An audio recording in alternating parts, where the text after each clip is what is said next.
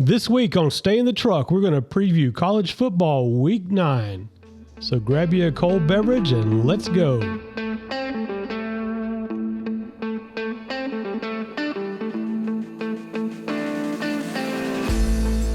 Welcome to Stay in the Truck, the ultimate podcast for sports enthusiasts and avid gamblers alike.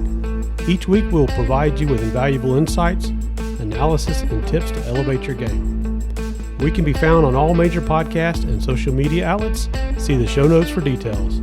Stick around to the end to hear this week's most boneheaded sports moments with our Stay in the Truck Awards. So let's jump right into this week's show. All right, boys, we have reached the midpoint of the 2023 college football season, and Week 8 brought us plenty of wild finishes with several of the season's top teams not looking so dominant, but somehow several of them were able to escape unscathed. Maserati Marv and the Buckeyes. Let's start right there, guys. All right, Ohio State at Penn State. Let's go. Well, I think we just realized it all happened again. James Franklin cannot win a big game to save his ass. Hence why he runs the score up on every other team he plays so he can keep the boosters happy that's betting on him. To make it look good, save his job. Yeah, I mean, that way they can bet and get their money and pay for his contract, and he can lose again to Michigan and Ohio State because Michigan's going to boat race him when they play. So on that thought, let me throw a little stat out here for you. Bring it on. James Franklin's record at Penn State against top 10 teams. He's 1 for 9 versus Ohio State. He's 0 for 10 on the road versus top 10 teams. And he's 3 for 16 at home versus top 10 teams. In his defense, his quarterback was 18 of 42 for 29.4 QBR. Yep, not good. Especially his longest pass was like 14 Not yards good. or something. That is terrible. He's a freshman, and a lot of people were skeptical about how he was going to be able to walk in. He's a freshman. It was his first true road game in conference. So there was a lot on this kid. I'm not gonna pin it all on Drew Aller. I think the play calling was shit. Quite honestly, I think they were scared. I think they played scared. They played not to lose. And in football, when you're playing an away game, when you're playing at the Shoe, you can't go somewhere. You can't go to Auburn, even if it's Auburn. You can't go to Auburn. You can't go to LSU. You can't go to Clemson. You can't go to the Shoe. You can't go to some of these big stadiums where the atmosphere is intense and play not to lose. Yep. Why'd you throw a little dig at Jeff there, Chris? Even if you go to Auburn. Well, because they're struggling, but still going to down Auburn. there, It's hard to win at Auburn. A lot of crazy things happen at that stadium. Jordan Harris, According to Lane Kiffin. and everybody else. And everybody else. That's right, baby. But, as bad as Penn State played, Ohio State was not trying to win this game. I mean, it was 10-7 going into the fourth quarter. Well, Think about that. Yeah, but the whole thing changed, right? What was in the second quarter, the scoop and score, and they called defensive hold. The refs call it get together. It looks like they're going to pick it up, and then they say, nah. Just kidding. Just kidding. Well, that may have been the game because the scoop and score early in the game, Penn State goes up 10-3. Yep. On that drive, they give Ohio State the ball back. Ohio State drives down the field and scores their only touchdown of the first half. Yep. So without that play, does Ohio State even get a touchdown in the first half? Probably not. Probably not. So, I feel like there were 2 games decided, and we'll get to the other one in a minute. But I feel like there were 2 games decided by referees this week, and this is one of them. But that doesn't take away the fact that Ohio State is continued to show the fact that even though their offense struggles this year, they're not the dominant offensive team that we're used to seeing over the last, 5-10 years. Right. Their defense is legit. Yeah, they've never had if this defense would have been playing with some of those previous teams, they would have just wiped the slate clean with everybody. Yeah. They made some changes on the defensive side of the ball, and it's paying off big time. Absolutely. Big time. But and it was evident. Penn State was 1 for 16 converting third downs. Wow, that's horrible. Jeez. So I really think that this was that play took the wind out of Penn State's sails with a young quarterback on the road. That there was no coming back from that. Even though they had a whole other half to do it, there was no coming back from that. Not with this young team. Nope. So, No, and a lot of the talk on the offseason was about Nicholas Singleton and Katron Allen, the two running backs. They were going to be all world, all this, all that. Dual threat. Singleton, 48 yards. Katron Allen, 26. Neither one of them had a touchdown. Hadn't done anything all year, really. well, I'm going to tell you, I think that I compare this game to that Oregon-Washington game without the high-powered offensive battle. But I'm saying if you flip the script, if Washington goes to Oregon and plays next week, I think they walk away with their brains beat out. Yeah.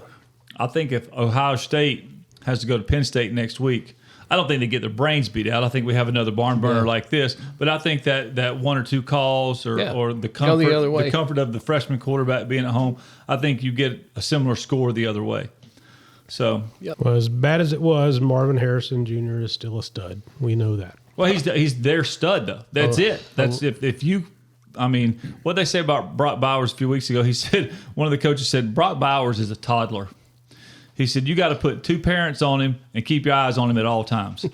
And that's the same way. Unfortunately, we don't get to see him for a little while, but that's the same way I think defenses should approach Marvin Harrison, because other than him, Ohio State doesn't have a lot going on offense. Well, you look at some of his games earlier in the year, and against Notre Dame, he only had 3 catches for 32 yards, no touchdowns.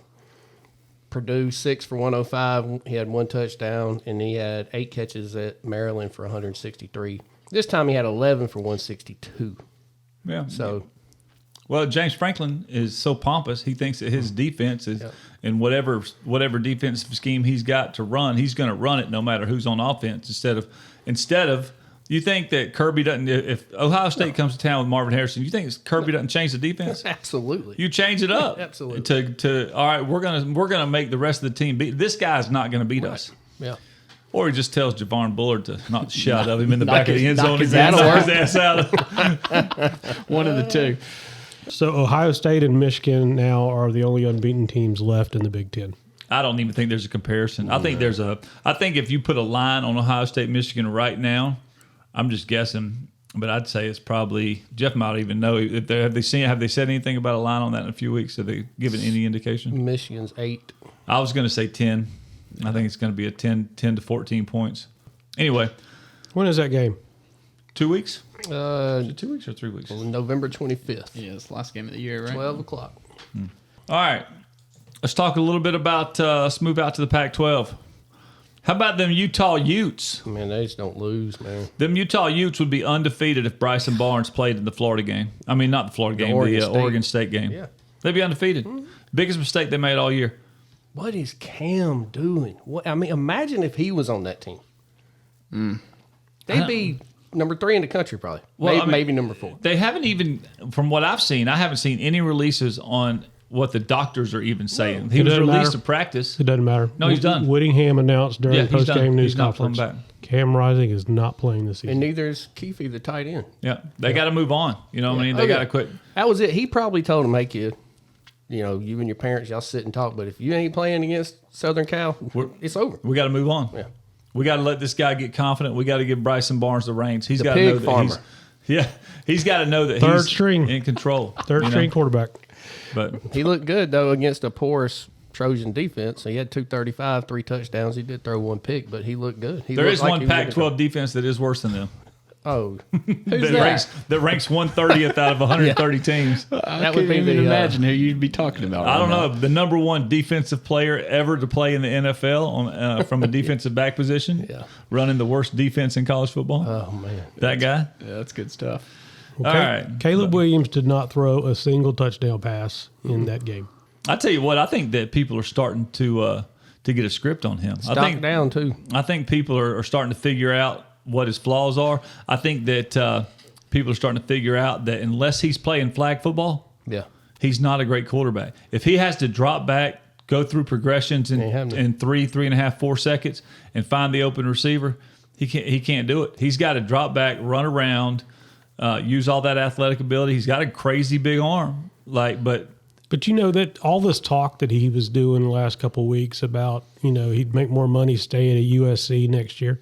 That may be his only option the way things are going. Yeah, stock down for sure. Well, he came out and said that he wants like Part ownership. part of an ownership NFL of team. whoever Yeah. drafts in the him. truck. And he's only going to 4 teams. Whoever's Yeah. his management company is, whoever's watching over him, his quote unquote people, Yeah. they better find some new They ones. need to. Yeah, they need. I'm only to going to 4 get some duct teams, and I tape got out to and get part shut him up. ownership. Yeah. Okay. That's not even legal for one thing. Number two, it would never happen.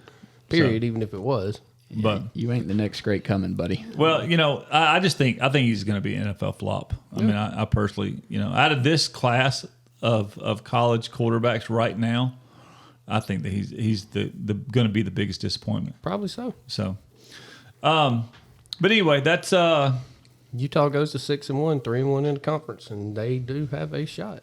We They found should. out that Colorado's Travis Hunter is not the only guy that can play on both sides of the ball. That's right. The kid from Utah. Sion Vaki Lackey, yeah. caught He- 2 touchdowns, 217 total yards. And is a stud. Ran for 68. He's also their starting strong safety. And if I had to choose between him and Travis Hunter, I'm taking that I'm kid taking that one right there. in a He's good. second. He is good. I'm not saying Travis Hunter's not Oh, good. no. And despite some of the lack of success they've had, the character of the person I've seen from Travis Hunter when he went bowling with the kid that knocked Yeah. him out in the Yeah. Colorado State game, and it was a fundraiser for children to raise money, and all the things that he said publicly. I really, as much as I kind of have had fun bashing Colorado a little bit this year, I do think Travis Hunter's a great football player, and as of right now, I think he's looking like he's a great kid too. So Yeah. I don't want to take nothing away from him with that, No. but So Utah lives to fight another day and see if they can run the table out here. Got a big game next week. We'll talk about that in a sec. Yeah, as much as if Bryson Barnes continues to grow throughout the next 4 or 5 games, as much as I would love to really see Utah in the final, I just want to see that Washington-Oregon rematch, quite honestly. That was a great game to watch. Washington, Fugazi, I'm telling you. I don't disagree, but I want to see Bo Nix get his revenge. Quite honestly, I'm rooting for Bo. I'm rooting for Bo, too. I know. Well, Washington is the only unbeaten team left in the Pac-12. And that's because, Dan, I don't kick Lanning. 4th and goal. I do not kick. 4th and goal, Dan Lanning. 4th and anything, I'm going for it, baby. They were on their 0 for 3 4th down conversions. It was all 4th and goal. Yeah. Yeah. Atta babe. Yeah. So, All right, where are we going next, Chris? how about Virginia pulling off the week's biggest upset? Drake May. The Virginia Cavaliers have upset the undefeated North Carolina Tar Heels 31-27. Here's the biggest issue with this game is that Virginia was 1-5 coming into this game. This should have been a slaughter for North Carolina. Absolutely. And what makes it even worse is in a time where Caleb Williams, his stock is falling. Michael Penix had a bad week. His stock is falling. Drake May had an opportunity to. I mean, what were they? It was. There was a minute, 2 minutes, and 12 seconds. Whatever it was. Around 2 minutes when they got the ball back. Down by 4, he gets the ball back. Could have been the Heisman Trophy front runner. Absolutely. All he's got to do against a 1-5 shitbag team of Virginia is drive down the field and win a football game. Throws the pick. And he throws the pick. He went 24 for 48, QBR rating of 44.3. 50%. But all those stats would have been overlooked if he drives down the field and wins the game. Yep. Yeah. But he don't. So, but yeah, I mean, Drake May's chance at a Heisman. I think that he's done. Even if some of the other guys don't play as well as they have been, he's pretty much that game just wipes you out of it. Yeah. I mean, this was supposed to be the greatest quarterback class of all time, right? Jordan Travis, Jaden Daniels, Caleb Williams, Drake May. Who else we got out there? Bo Nix, maybe. Yeah, they seem like they're dropping like flies left and right, man. All right, UCF, Oklahoma. What we got there, boys? Well, we got UCF's ex-quarterback, Yeah. Dylan Gabriel, leading the charge at Oklahoma. Second in the Heisman now. Thought they were going to get boat raced. Had to make a come-from-behind win to pull this game off. Well, if Gus had, I mean, if he had a 2-point play up his sleeve instead of just running 2-point plays for his whole offense, they would have pulled this thing off. That was the absolute worst. They spread the guy out wide. I mean, it was just they were against the wrong coverage. They couldn't make a call. Hey man, I saw too much of it. I already know. Get on the Gus, bus. Get on the bus, Gus. Whatever you want to call it. Get on the Damn bus, wheels Gus. come off that son of a bitch. Damn it! Get on the Gus bus, something. Yeah.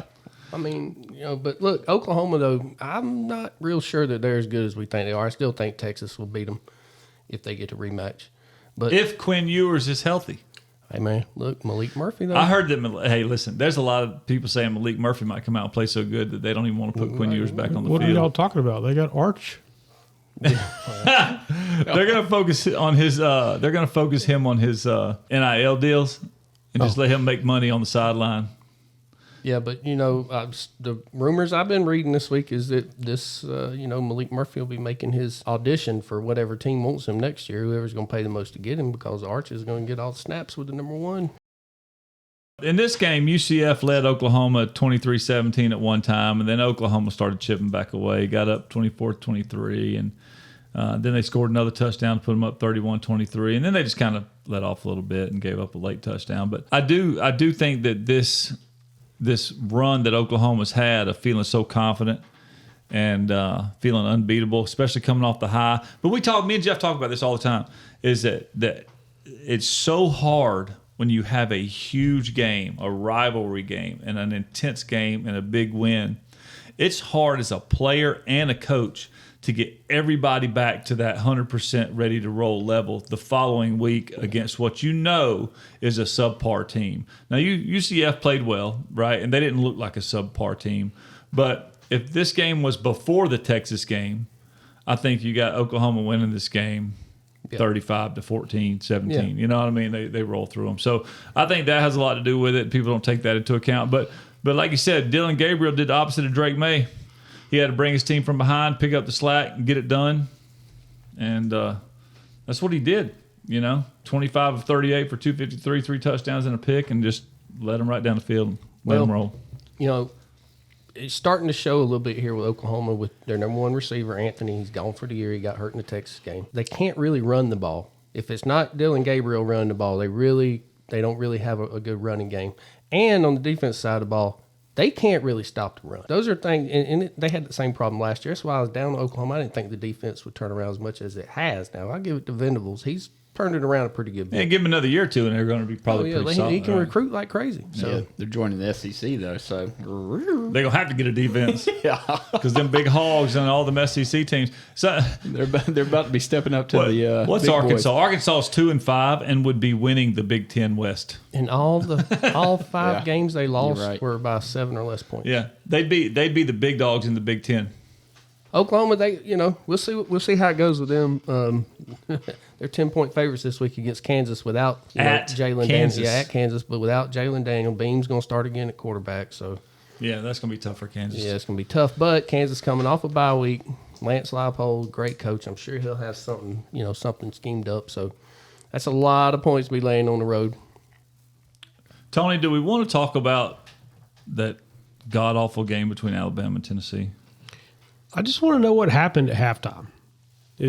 Was Saban that confident he just flipped the switch and they just rolled? Crumbly poo. That's the way he sounded at halftime. He was like, hey, we're down by 2 scores. No big deal. We'll come back out here. And guess what? They did. Third quarter started, 2 plays. They're in the end zone.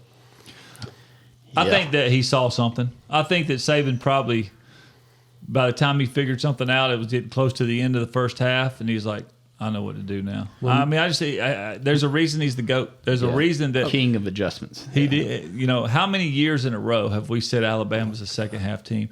For 10 or 15 years, however long he's been there, we've been saying Alabama's a second half team. Well, it's because they take their notes in the first half and they take them into the locker room and they put them to use. Well, you got Joe Milton, who he missed one of the receivers just wide open in the end zone in the second quarter where they could have went up another touchdown. Instead, they had to settle for a field goal. And then he missed another receiver that was wide open going toward the end zone. So when you got a quarterback like that, now he made some nice passes too, and he ran the ball good. I mean, he was their leading rusher, 59 yards, but he's not going to beat you, and everybody knows that. He's a great athlete. He couldn't beat Florida. He's been a great athlete his whole career. Yeah. But he's had to change schools because he's not a great quarterback. And then Josh Heupel lost his mind in the second half of the ball game. He went for it on 4th down about 10 damn times. I don't know what he was thinking. Listen, we need to have a conference call with him and Dan Lanning, don't we? He wanted that win, baby. My favorite stat they put up on the screen, and right before half, Josh Heupel's walking in, getting ready to do his little interview with the ESPN analyst, and it says Tennessee Josh Heupel, 22-0, Oh, leading at half. halftime. Yeah, there you And go. I thought, whoopsie, they're about to be 22-1. Yeah, what a And look, disaster. Milroe was very pedestrian. 14 for 21, 220 yards. He had 2 touchdowns, and of course he had a pick. Their running game, they only had 138 yards on the ground. We were kind of, all last week, we kind of thought that Tennessee's defense would be able to stand up to them, and they did. They didn't get no help. Alabama controls the ball by making sure they run it. You know, like I said, Jalen Milroe only ran the ball 9 times, and that only one of them was probably a called run and play. Oh yeah, you know what I mean? Yeah. So we say he was 14 of 21, but he was probably 14 of 30. Right. Well, 9 carries, 3 total yards with a long of 15. But so something happened. He's making better decisions. he is. He's controlling the ball. He's controlling the team, the clock. You know what I mean? Doing what he's got to do to get first downs. And to me, Alabama is improving throughout the year.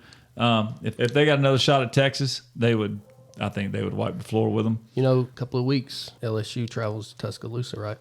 That's going to be the telltale sign. What's going to happen? If they go up on Alabama, it's not going to be none of this. We're not scoring in the second half business. And there ain't going to be no wide open receivers missed in the end zone.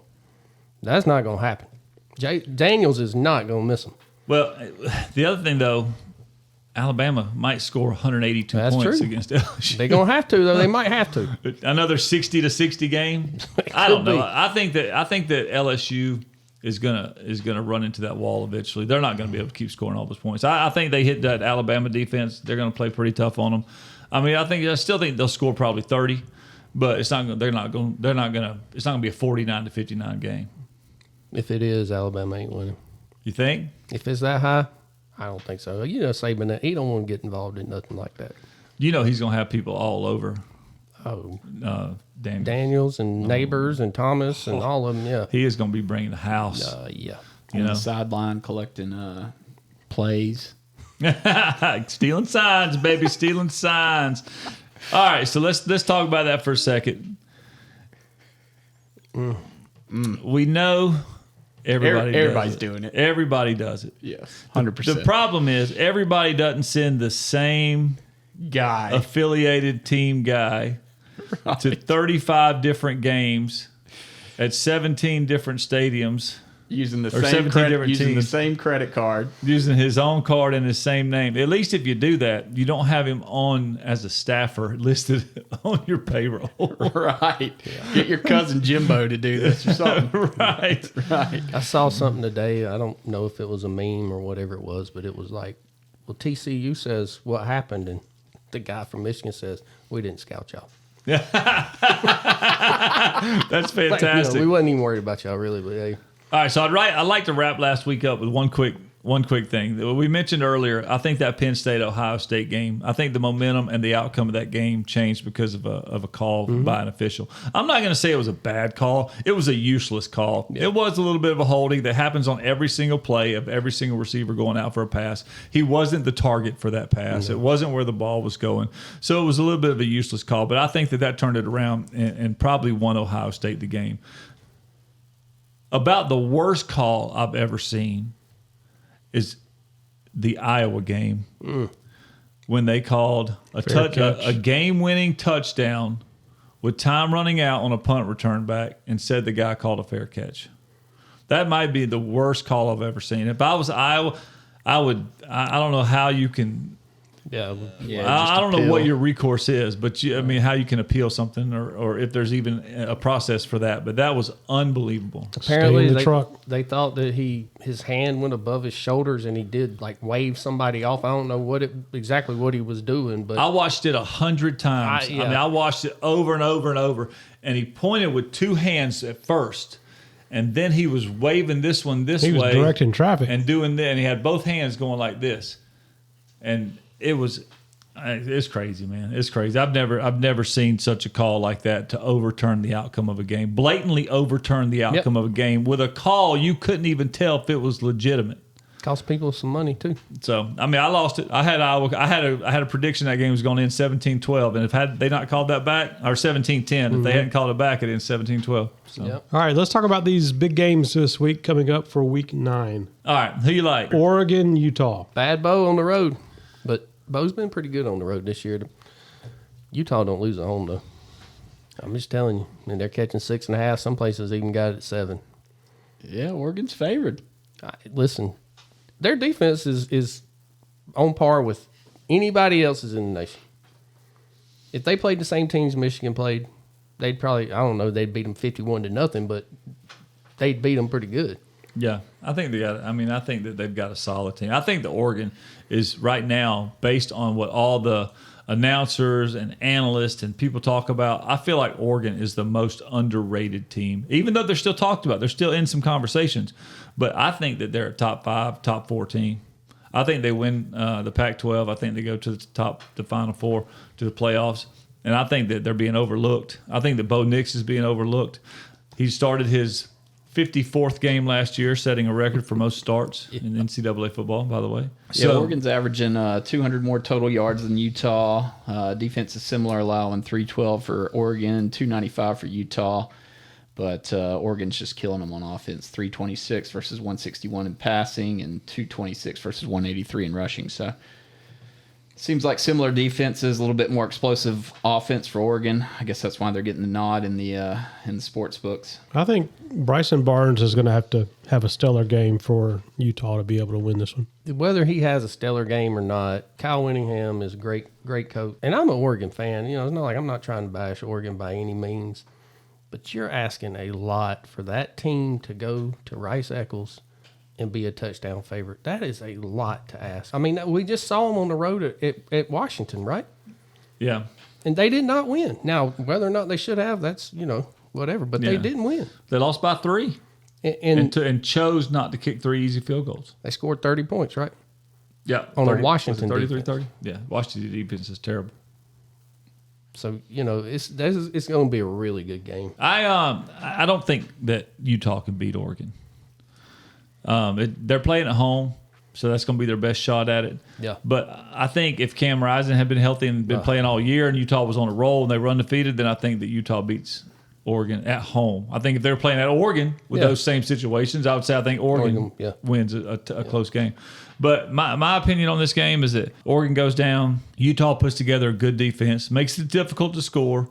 I think you don't have a high-scoring game. I think that the Oregon defense is just going to be a little too swarming, a little too much for Bryson Barnes.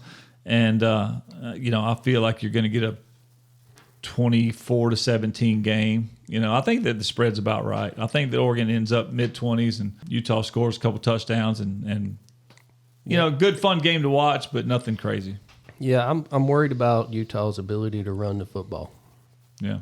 They struggle with that against everybody they play. They don't really run the ball like they have been in the past. And this is a good defense that Dan Lanning's bringing. So Dan Lanning kicks field goals, they win. I guarantee you, if he's at the end of the half on 4th and goal from the 6, his ass kicks a field goal. Especially getting the ball coming back in the second half. Who else you like this week? Well, we got the old basketball matchup, Duke, Louisville. Yeah. That would have been exciting to talk about like 3 weeks ago. Yeah. It's still a 5-2 team versus a 6-1 Louisville here. They're both ranked. Game's close. Yeah, but Duke's Riley Leonard's done for the year. They shouldn't have brought him back in that game last week. They should have saved him for this game, kept him healthy, kept him on rehab, but they wanted him to play so bad last week. And they played well, and they had a chance until he went out, and then they got smoked by, what was it, 14 at the end or something? 18, 30-20, I think, yeah. So had he stayed in there, there's a good chance they play well, but now you've lost him for the next however many games. Well, they're saying that he might give it a go. He's going to be a game-time decision, but it's the same thing's going to happen. Yeah. He's going to get in there in a full-speed contest, which you can't emulate full speed until it's game time. Look, Duke, their defense can keep them in here. I mean, they got a good defense. Louisville's coming off of just absolute gross loss to Pitt. I mean, they on that highest of highs after beating Notre Dame. Next week they go down to Pitt, but now they did have the off week. So it was, I'm sure total focus on what's about to happen. What's coming Saturday. at them, right? Well, like I said, I'm not sold on Louisville winning the game. I'm just saying that this game, I don't think this game has a lot of the any luster's major gone. Implications. Like It doesn't. There's nothing to come of it. No, I mean Louisville's probably going to win their side, or be in the top 2 or whatever. I mean, if they beat Duke, you got to figure they'll beat Virginia Tech. Virginia, they got to go to Miami. Virginia's the upset king this year. Who knows? And then Kentucky. But yeah, Who no, knows? they're probably gonna lose that Miami game. I think Miami's gonna turn it around, finish strong. I mean, But they had their win total at, I think it was 8 or 8.5, so they can definitely reach that. Yeah, we started talking this college football preview. season. Yeah, one of the most difficult schedules in the nation, right? Went up like 118 or probably One of the easiest. Yeah. I thought Duke had one of the No, hardest. I'm talking about Louisville. Okay, yeah. No, sorry. I'm talking about Louisville was Okay. 8.5. Yeah, Duke had one of the hardest ones. They were playing all these top 25 teams. Moved up that- like 50 or 60 right, spots from last year or 64 something. spots. Yeah.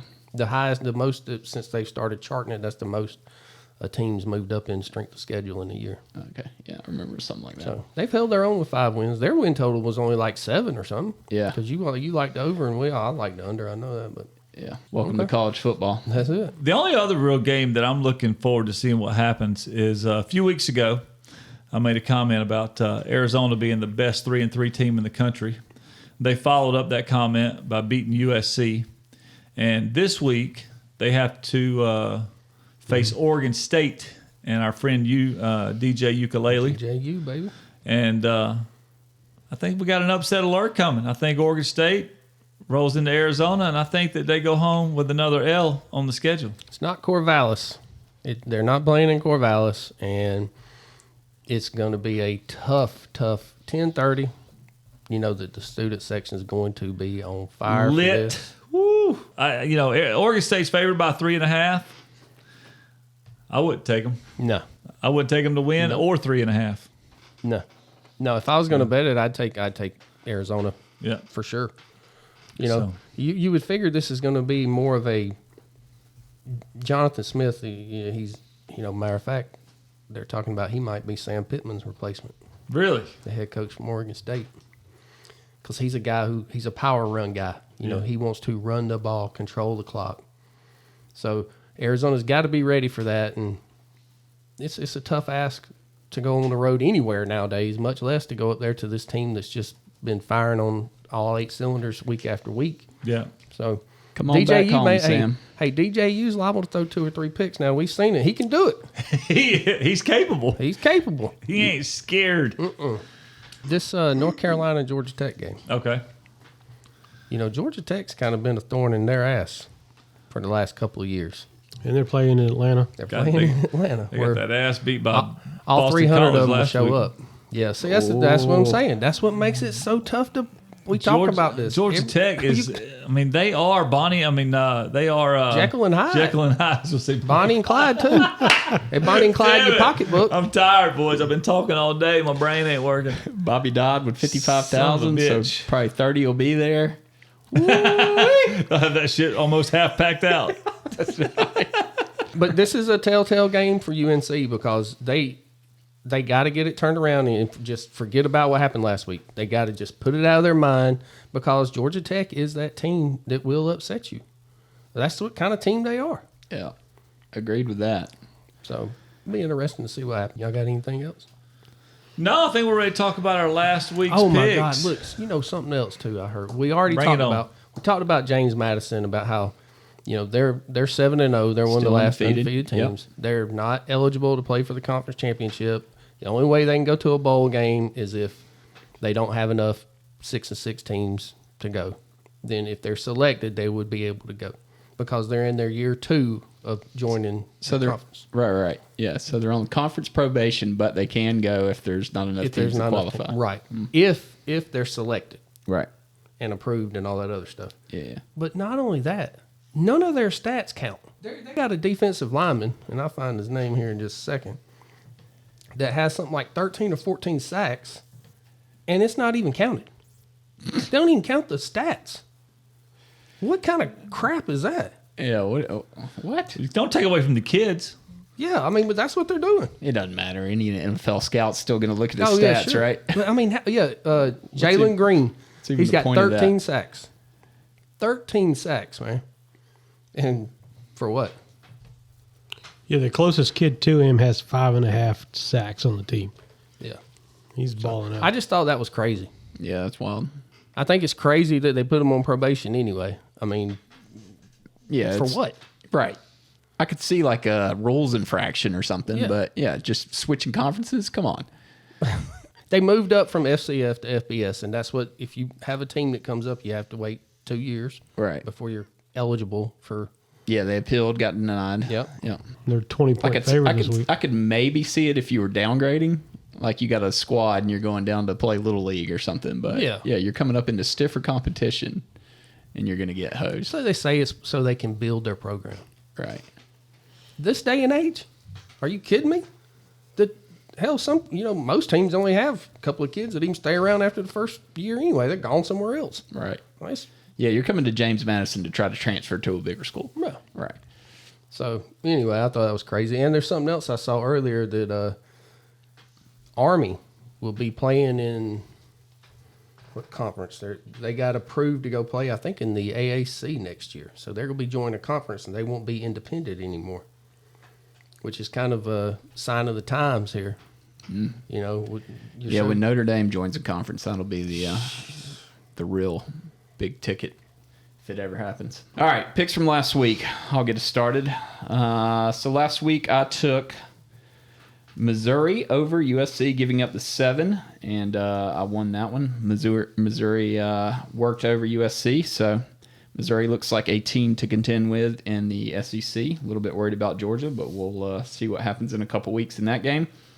And then I took Oklahoma, just absolutely crushing UCF. And as we talked about earlier, they were giving up 19, and they did not cover. They barely pulled out that game in a squeaker. So was that the one all three of y'all had? Yep. Yeah. So I was 1-1 last week. Red alert. Oh, yeah. So I was 1-1 last week, and I'm 11-4 on the year, though. So, that's pretty good. Yeah, not too bad, boys. So I had the Michigan State game. I had took Michigan to cover, and they won that one easily, 49-0.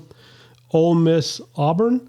I had Ole Miss and the points. Ole Miss covers 28-21.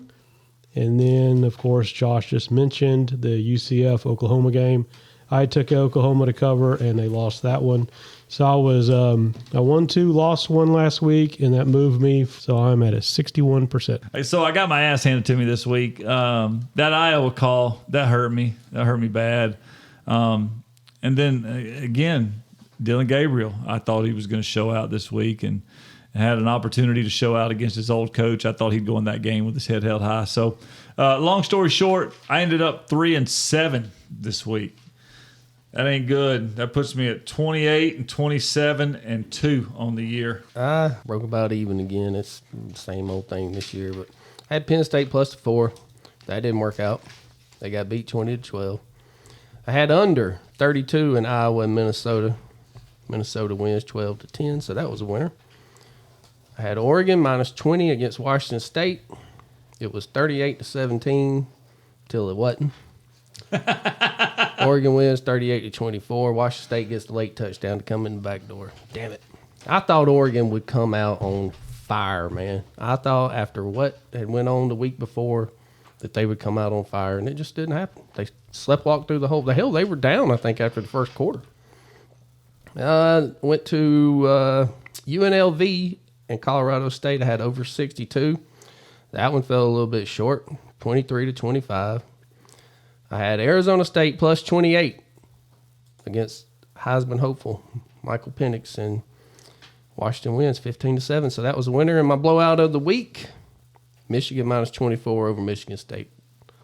That was 49-0. So the blowout of the week improves to 7-4 for the year, but the weekly total is 25-26. All right, moving on. This week's picks. Who's going to lead us off? Go ahead. All right, sure. All right, I got 2 picks this week. I'm going to take Oregon over Utah, giving up the 6.5. The defenses, like I said earlier, are very similar, giving up about 300 yards a game, but Oregon's offense is significantly better than Utah's, at least on paper. So I think that it's going to be a defensive battle, but I think Oregon's going to have a little too much firepower and end up taking over Utah in the end.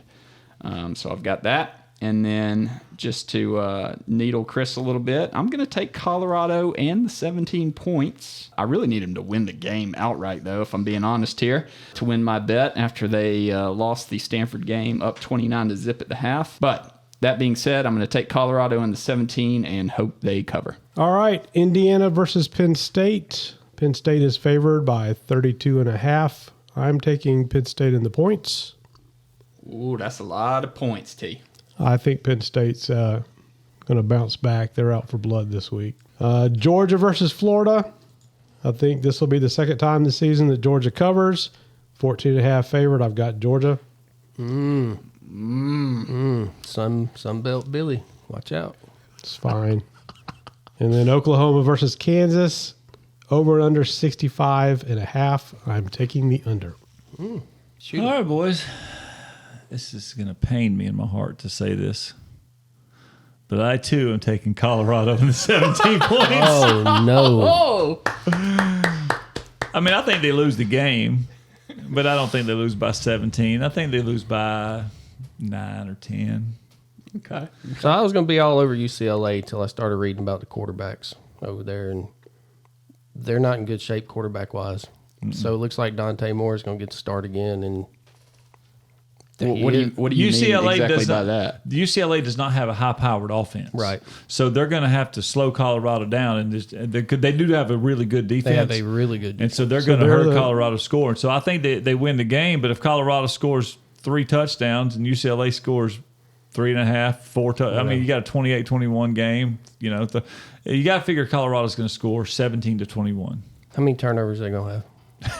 That's the problem. Yeah, but UCLA does have a good defense. Yeah. And I think they're going to do enough damage against Colorado that I'm just saying Colorado in 17, and UCLA is going to have to find a way to score some points.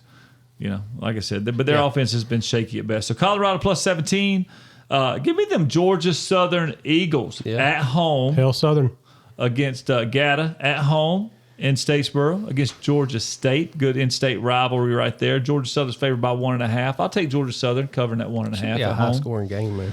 Yeah, I almost bet the over. It was like 65 or something. It should get there, man. It should get there. So I mean, the way those two teams go at it, it should be. I got scared of that over. I started to pick it. I was like, man, because I thought the same thing. It's going to be high scoring. And then I looked it up and I was like, ooh, they got it figured high.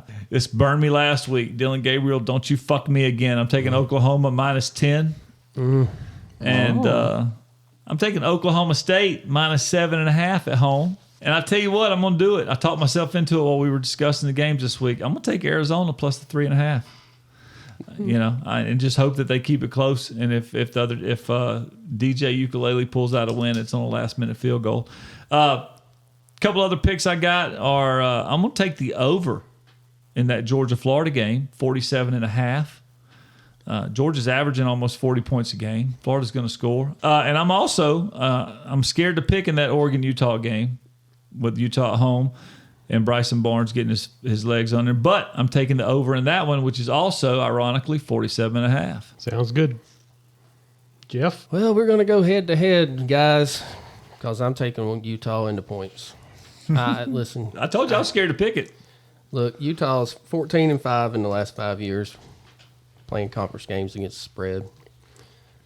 When they play at home, they're 8-2 in the last 10 games against the spread.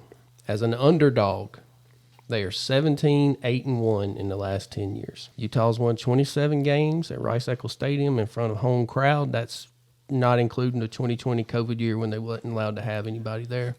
Out of those 27 games they've won there, 22 of them have been FBS opponents. Here's the kicker for me. Utah's defense only allows 3 yards per rush and 15 points per game. So, that being said, can Bo Nix beat them in the air? I want to see it.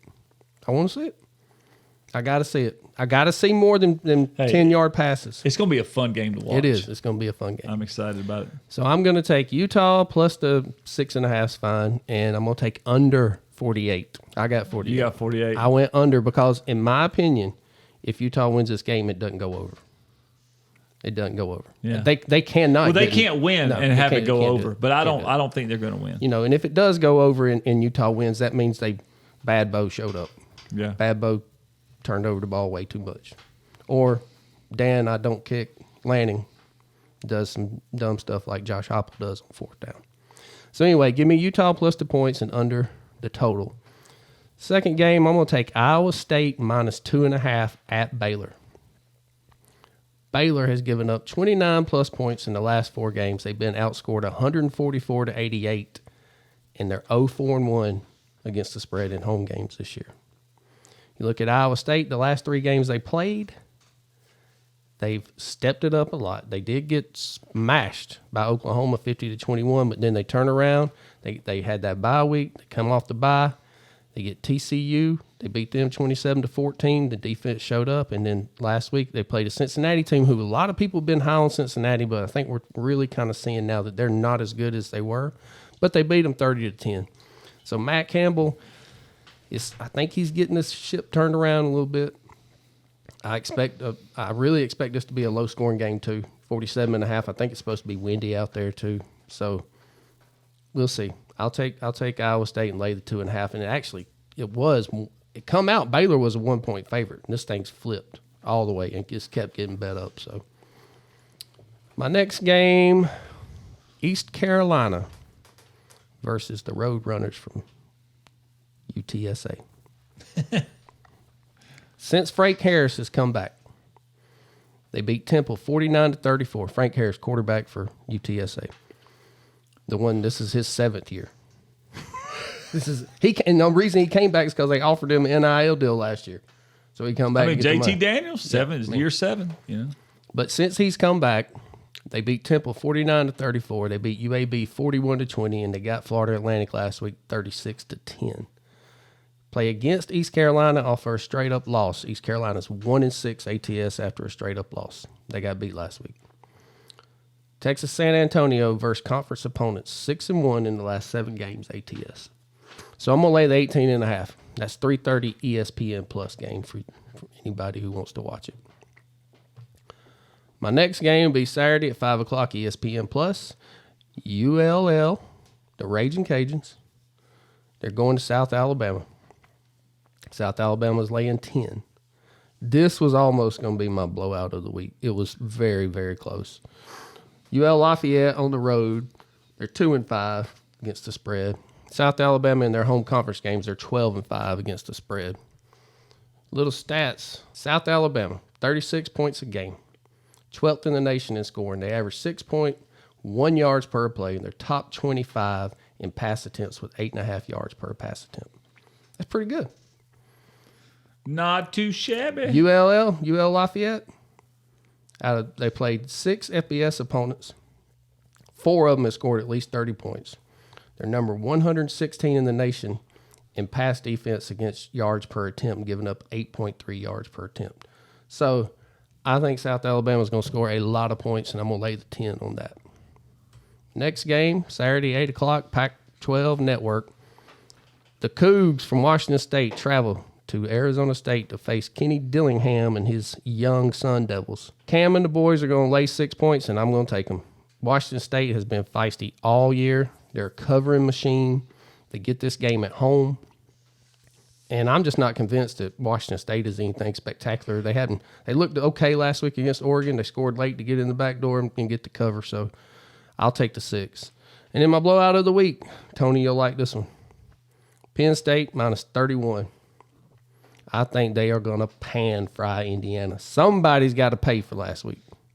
And it just happens to be Tom Allen's, bless his heart. I think that's going to be my blowout pick. It's going to be as bad as James Franklin. It's a 7:32 night game. At home. He's going to try to run it up. Oh, don't you know. He wants a 60-0 game. It might be 35-0 at halftime. And he ain't going to take his foot off the gas. No. Drew Aller will stay in, and right. he'll just keep foot on pedal. So, because he's a dick. Yeah, he's something else. Imagine he coached at Vandy. Good God. So that's what we got. We'll try to get above 500 here, guys. It's I hope y'all are playing that blowout of the week. That's been pretty good to us. So that's all I got. All right, let's move on to this week's Stay in the Truck. So my Stay in the Truck goes out to old Sparty. Michigan State has suspended an employee and issued an apology after an image of Adolf Hitler was displayed on the Jumbotron prior to the home game against Michigan. Oh, I didn't hear about this. Oh, yeah. The image appeared as part of a trivia question about Hitler's birthplace. Michigan State issued a statement that the school uses a third party for the content and that company's services will no longer be used. Michigan State has been in the news more frequently lately with the sexual harassment accusations of Mel Tucker and also rising concerns on campus around anti-Semitism and Islamophobia. Get it together, Michigan State. Stay in the truck. Stay in the truck. Stay in the truck. All right, I'll go. I don't really have a great one this week, I got to be honest. There hasn't been a ton of crap going down in the world of sports that I thought was relevant enough to my stay in the truck. So I'm just going to go with the MLB playoffs. 2 dog shit teams.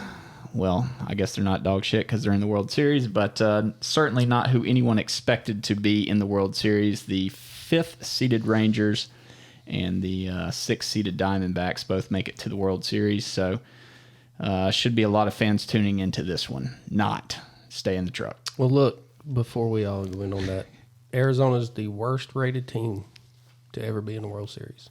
Worst rated by the TV stats, rate? whatever. Okay, yeah, the stats. Oh, and then this is a nightmare for Major League Baseball. Oh yeah, 100% for the advertisers. Oh yeah, they're a nightmare. They're jumping ship. But it's a bigger nightmare for the Toronto Blue Jays, who traded away Arizona's 2 best players right now in the postseason that are winning all these games for them for some mediocre player. And look, if that's the Stay in the Truck award. What's that? What he just said. Yeah. The Toronto Blue Jays. Yeah, true. Yeah, you Frank, got that right. Frank, get you some of that, Frank. Franklin. But and not only that, the Cubs and the Braves, one of those last series that they played. Remember the Cubs kicked their ass, and then the Braves ended up winning because the center fielder dropped the. Yeah. Okay. Yep. Had he caught that, 99.9% chance that Arizona doesn't even make the playoffs. Wow. Really? Wow. That's crazy. The Cubs win the wild card, and they go in front of Arizona. The stars are lined up in their favor. Yeah. So, hey, I don't care how bad they are or how shitty their ratings are. I am so glad that Bryce Harper and his crying ass Philadelphia Phillies are not going on any further. Yeah, it was great to see the Phillies not make it. But the whole thing, stay in the truck for me, I'll just kind of bounce off of Josh. Okay. Major League Baseball. Enough is enough. This is not the NCAA March Madness. We do not need every team. They play 162 games a year. You don't need 12 teams going to the playoffs. And then you don't even reseed them. You don't even reseed them. We're halfway through football season. You got 45% of the teams in major leagues making the playoffs. I mean, they got to do something. I mean, Start earlier. Or get rid of some of the spring games and get some rid of of the the bullshit 162 early. games. And play through August and run your playoffs in September and be done by October. But I don't like all these teams. This is not supposed to be a Cinderella sport. You know what I'm saying? I mean, when you play 162 games, there's not 12 great teams. What do you think's fair? Two out of each division? I didn't like it when they added the 1-game play-in 10 years ago. I didn't like that. But I'm old school in that way anyway. I'm old school. Now, do I think it should, back when it used to just be when the Braves were in the West, back when there was the East and the West and the Braves were in the West against the Giants all the time. And now I agree. Yeah, that was a little bit much. That was only 2 or whatever. So I'm fine with the 4 rounds of playoffs, but I don't like the Braves having to sit for a week. I don't like that at all. Every team, yeah. Baltimore They're too. talking about doing away with that. They all out of all them teams, there was 1 game won, and that was when the Braves came back against the Phillies. The rest of them got swept. Yeah. I don't like that at all. I just think there's too many teams given a chance to win a World Series that they don't deserve it. Didn't earn it. There's 30 teams in Major League Baseball and 12 make the playoffs. That's stupid. Yeah, it's crazy. So I had a couple more too. So MLB, stay in the truck. And Lincoln Riley too. Damn it, while I'm on a roll, let me Fuck tell you him. about this. Hey, well, y'all saw the stat I sent out on him? Did y'all watch the video? That was good. But you know what though? They get everything they deserve.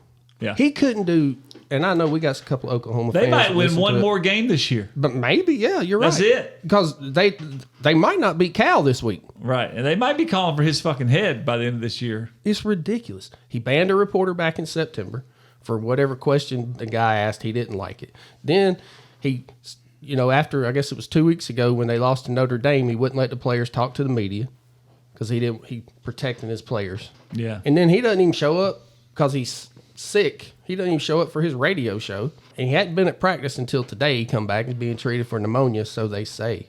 Come on, man. I mean, you talk the talk, now walk the walk. Yeah. All right. No. He's just ducking and dodging. Stay in the truck. Stay in the truck. Stay in the truck. All right, I'll throw one more on top of it. You douchebag in black and white stripes that threw a flag on my guy for an unknown fair catch that changed the game. I don't know your name, but stay in the truck. Man, you've been talking about that ever since. That guy, man, that guy, I'm telling you, man, that had me obsessed this week watching that video over and over and over, thinking, how did they review it and still say that he called a fair catch? Unfucking believable. Stay in the truck. Stay in the All truck. the officials, everybody that was involved in the review, stay in the truck, fuckers. That's it for this week's show. We really appreciate you tuning in. Please remember to like, subscribe, and leave us some comments. Let us know how we're doing. Stay in the truck.